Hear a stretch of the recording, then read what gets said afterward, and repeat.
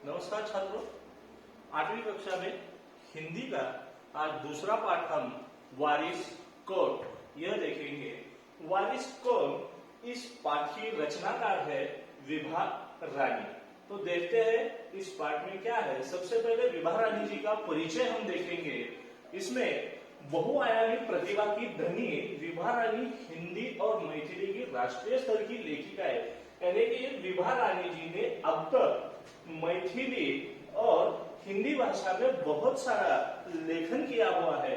इसके अलावा विभा रानी ने कहानियां, गीत, अनुवाद, लोक साहित्य एवं नाट्य में अपनी कलम प्रखरता से चलाई है। यानी कि उन्होंने अब तक अपने साहित्य में, अब तक अपने लेखन में कहानियां लिखी है, गीत लिखे हैं, अनुवाद यानी कि एक भाषा से दूसरी भाषा में, लोक साहित्य एवं नाट्य इनके क्षेत्र में अपनी कलम प्रखरता से चलाई हुई है।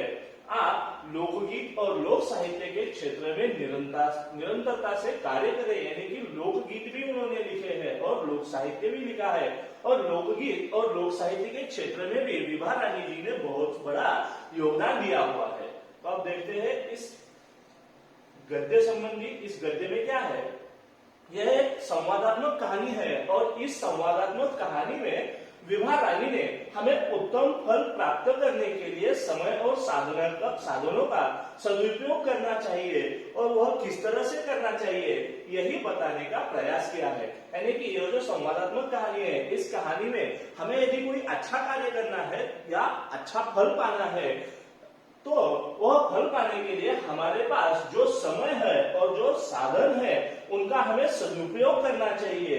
यही और उन साधनों का और उन समय का उपयोग कर हमें अच्छा फल प्राप्त हो सकता है। यही इस गद्य में विभा रानी जी ने बताने का प्रयास किया है। जो ऐसा करता है वही जीवन में सफल होता है। यानी कि अच्छा फल प्राप्त करने के लिए हम समय और साधनों का जब सदुपयोग कर अच्छा फल प्राप्त कर लेते हैं, ऐसा ही व्यक्ति जीवन में सफल हो सकता है। यह बात विभा रानी जी ने इस गद्य से हमें बताने का प्रयास किया है। तो देखते हैं इस गद्य में विभा रानी जी ने क्या कहानी बताई है।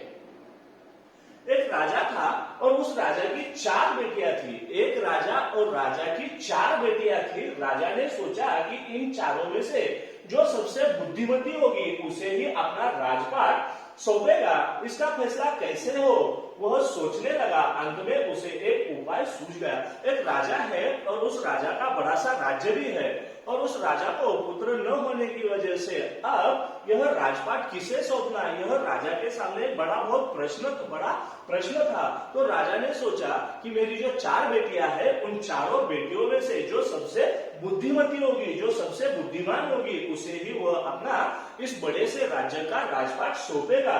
लेकिन अब इन चारों बेटियों में से सबसे बुद्धिमती कौन है यह कैसे निश्चित किया जाए, यह प्रश्न राजा के सामने था। इसका फैसला किस तरह से किया जाए यह प्रश्न राजा के सामने था। राजा सोचता रहा। अतः अंत में राजा को एक उपाय सूझ ही गया।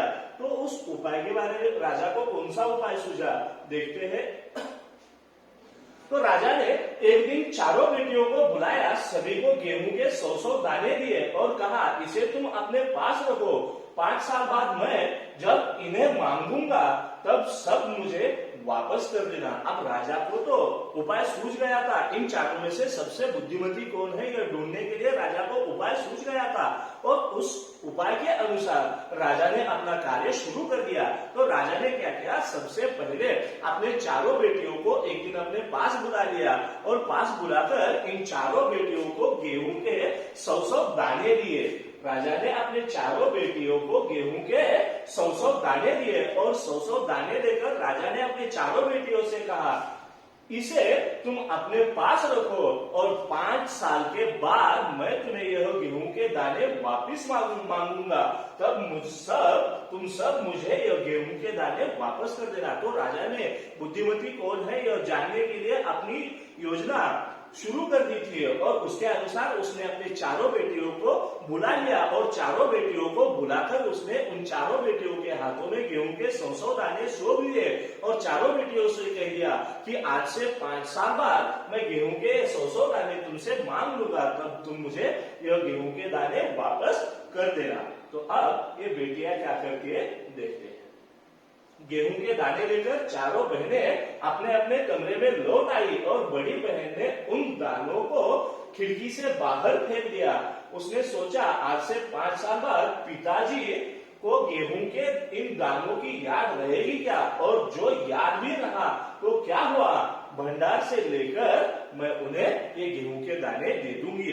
अब राजा ने अपने चारों बेटियों को गेहूं के 100 दाने दिए थे और उनको कहा था 5 साल के बाद तुम्हें मैं ये गेहूं के दाने वापस मांगूंगा, तो यह गेहूं के दाने तुम मुझे वापस कर देना।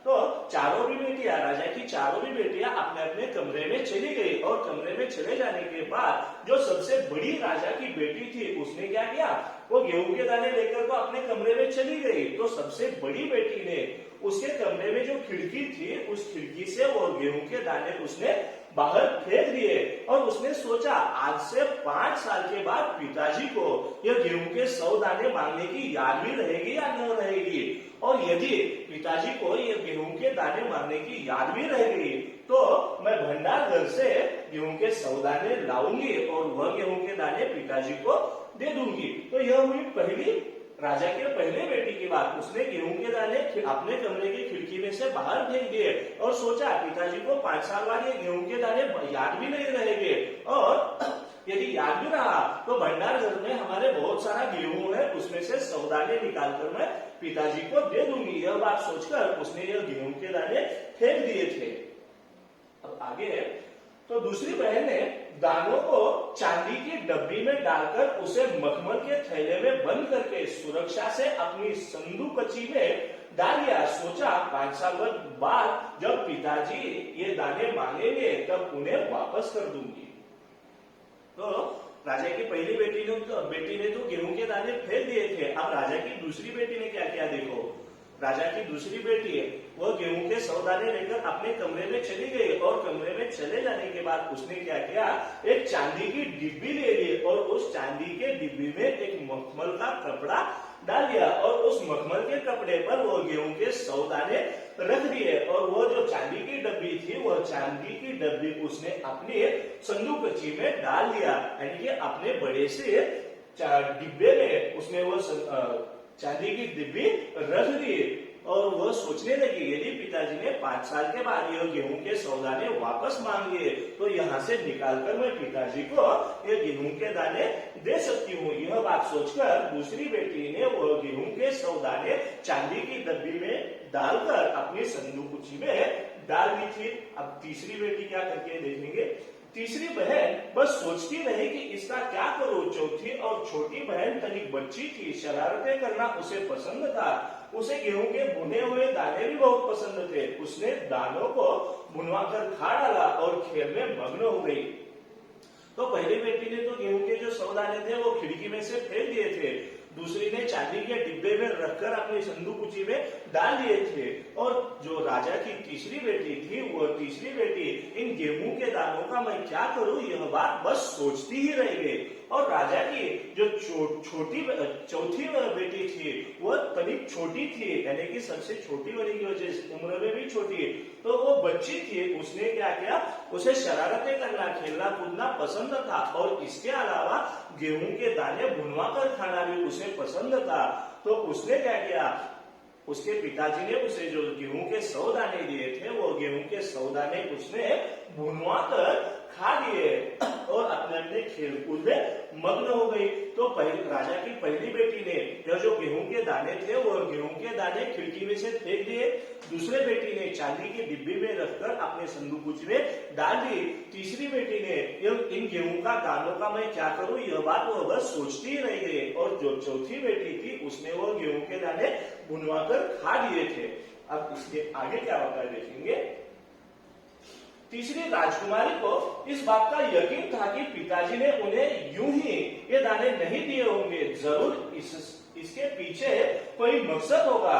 पहले तो उसने भी अपनी दूसरी बहनों की तरह उन्हें सहेज कर रख देने की सोची, लेकिन वह ऐसा कर न सकी। यानी कि राजा की जो तीसरी बेटी थी, जो यह बात सोच रही थी कि मैं इन गेहूं के दानों का क्या करूं, यह बात वह सोचती ही बैठती थी। और एक दिन उसने भी, उन दिनों में उसने भी ऐसे ही सोचा कि मेरी बाकी बहनों ने जिस तरह से गेहूं के दाने सहेज कर रखे हैं, वो उसी तरह से मैं भी गेहूं के दाने सहेज कर रखूं।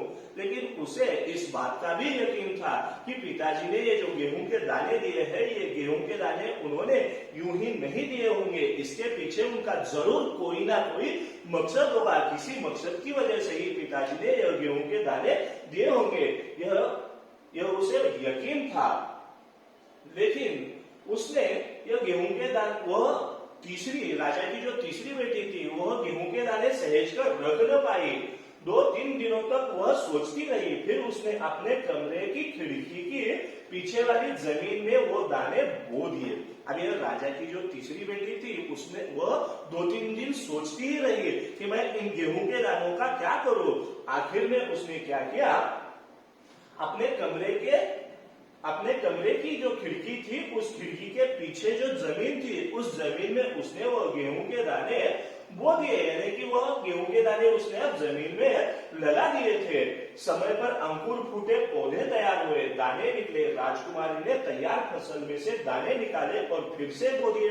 अब राजा की तीसरी बेटी ने ये जो गेहूं के 100 दाने थे, वो अपने खिड़की के पीछे वाले जमीन में बो दिए थे। समय पर उन दानों को अंकुर फूटा और अंकुर फूटने के बाद उनकी फसल तैयार हुई। और फसल तैयार होने के बाद राजा के इस तीसरी बेटी ने उन फसल में से गेहूं के दाने निकाल लिए और जो निकले हुए गेहूं के दाने थे, वो दाने उसने फिर से जमीन में बो दिए। इस तरह 5 साल में उसके पास ढेर सारा गेहूं तैयार हो गया। यानी कि राजा की जो तीसरी बेटी थी, जो राजकुमारी थी, उसने क्या किया कि ये जो गेहूं के 100 दाने थे, उन गेहूं के 100 दानों को जमीन में बो दिया। 100 दानों को जमीन में बो दिया। उसके बाद जो फसल तैयार हुई थी, उस फसल में से दाने निकाल दिए और फिर से बो दिए।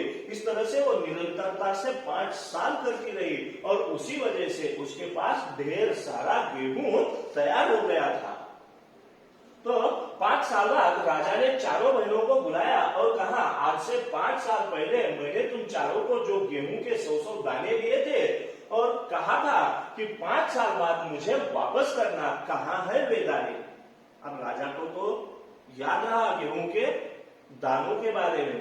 तो राजा ने 5 साल बाद अपने चारों बेटियों को अपने तरफ बुला लिया और बुलाकर उनसे पूछ लिया, आज से 5 साल पहले मैंने तुम चारों को गेहूं के जो 100 दाने दिए थे, वो 100 दाने कहाँ है। वो गेहूं के दाने मुझे वापस करना, वे दाने कहाँ है। यह बात राजा ने अपने चारों बेटियों से कह दिया। तो बड़ी राजकुमारी ने तो गेहूं के दाने फेंक दिए थे। तो बड़ी राजकुमारी ने जैसे सोचा था, उसी तरह से बड़ी राजकुमारी भंडार घर में चली गई और भंडार घर में जाकर उसने गेहूं के 100 दाने ले आई और राजा को गेहूं के दाने दे दिए। राजा ने अपनी बड़ी राजकुमारी से पूछ लिया, क्या गेहूं के ये वही दाने हैं जो मैंने तुम्हें दिए थे। तो पहले तो राजकुमारी ने हाँ कह दिया, मगर राजा ने फिर कड़क कर पूछा। तब उसने सच्ची बात बता दी। तो राजा की जो पहली बेटी थी, उसने यह बात सोचकर ही रखी थी कि यदि पिताजी को यह गेहूं के दाने के बारे में याद रहा तो मैं भंडार घर से लाकर पिताजी को यह गेहूं के दाने दे दूंगी। और उसने उसी तरह से किया। तो राजा ने कड़क कर, राजा को गुस्सा आ गया, तो राजा ने कड़क कर अपनी पहली बेटी से पूछा, क्या ये गेहूं के दाने वही है जो मैंने तुम्हें दिए थे।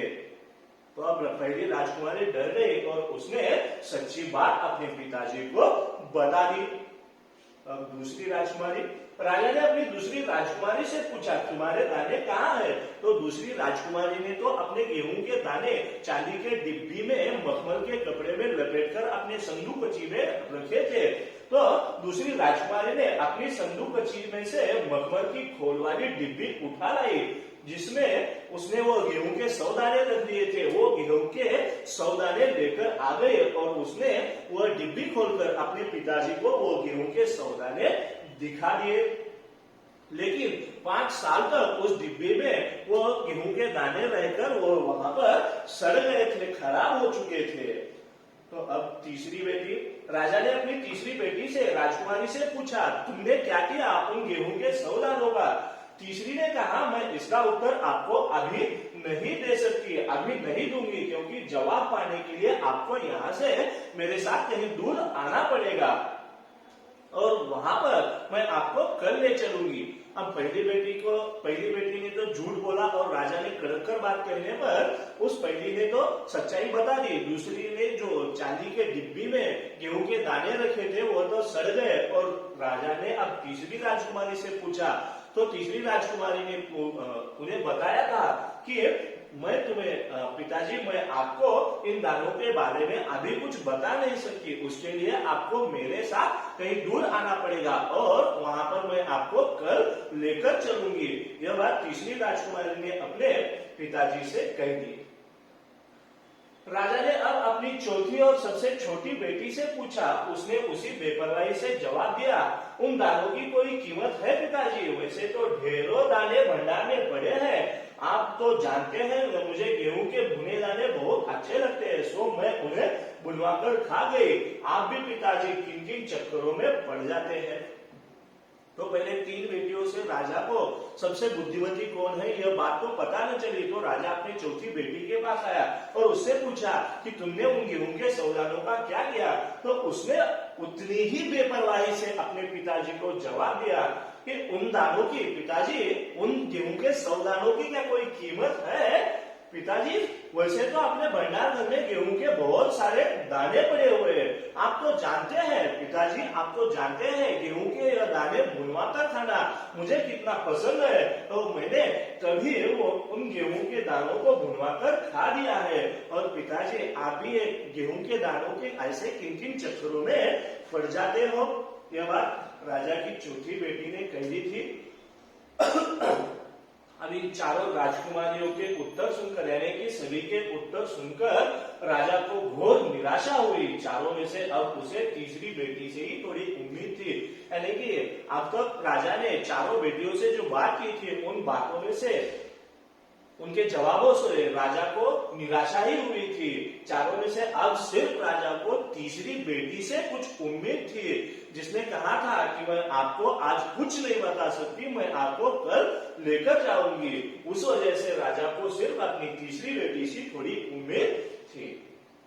दूसरे दिन तीसरी राजकुमारी राजा के पास आई। उसने कहा, चलिए पिताजी आपको मैं दिखाऊं कि गेहूं के वो ये दाने कहाँ है। तो दूसरा दिन निकल आया तो राजा की तीसरी बेटी ने अपने पिताजी को बुलाया। चलिए पिताजी आपको मैं दिखाऊं कि गेहूं के वे दाने कहाँ हैं। आपने 5 साल पहले मुझे गेहूं के जो 100 दाने दिए थे वो 100 दाने मैंने कहाँ रखे हैं, ये मैं आपको दिखाती हूँ, चलो पिताजी। तो राजा रथ पर सवार हो गए और रथ महल नगर पार करके खेत की तरफ बढ़ चला। अब राजा रथ में बैठ गया, राजकुमारी भी रथ में बैठ गई और राजा अपने तीसरी राजकुमारी के साथ अपने नगर से, अपने महल से पार कर अब खेत खलियानों की तरफ बढ़ने लगे थे। राजा ने अपनी तीसरी राजकुमारी से पूछा, आखिर मुझे तुम कहाँ लेकर जा रही हो? आखिर कहाँ रखे हैं तुमने वो गेहूं के दाने? इन 100 दानों के लिए तुम मुझे कहां से कहां चक्कर लगवाओगी? ये तो 100 गेहूं के दाने की बात है और तुमने मुझे अपने महल नगर से दूर इन खेत खलियानों में लाई हो, तो तुमने ये गेहूं के दाने कहां रखे हुए हैं? यह बात राजा ने अपनी बेटी से कही। कितने चक्कर लगवाओगी? यह बात कह दी।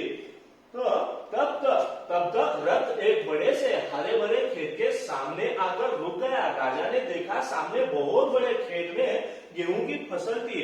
अब राजा की तीसरी बेटी ने राजा को अपने महल नगर से दूर खेत खलियानों में लाया था, बड़े चक्कर लगवाए थे। तब राजा जब अपनी तीसरी बेटी से पूछ रहा था कि बेटी ये गेहूं के 100 दानों के लिए तुम मुझे कितने चक्कर लगवाओगी, तब तक राजा का जो रथ था वह रथ एक बड़े से हरे भरे खेत के सामने आकर रुक गया और राजा ने देखा सामने बहुत बड़े खेत में गेहूं की फसल थी।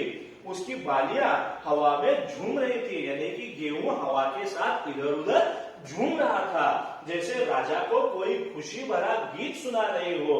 राजा ने हैरानी से राजकुमारी की ओर देखा, यानी कि गेहूं की फसल थी और उसकी बालियां हवा में झूम रही थी। जिस तरह से वो गेहूं की बालियां हवा में झूम रही थी, यानी कि वो राजा को ही कोई सुंदर सा गीत सुना रही हो, ऐसा लग रहा था। राजा ने हैरानी से अपनी तीसरी राजकुमारी की ओर देखा और राजकुमारी ने कहा, पिताजी, ये है वो गेहूं के 100 दाने जो आज लाखों लाख दानों के रूप में आपके सामने है।